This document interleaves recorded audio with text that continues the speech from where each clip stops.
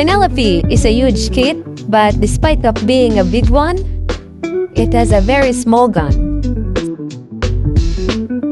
And it's barely noticeable.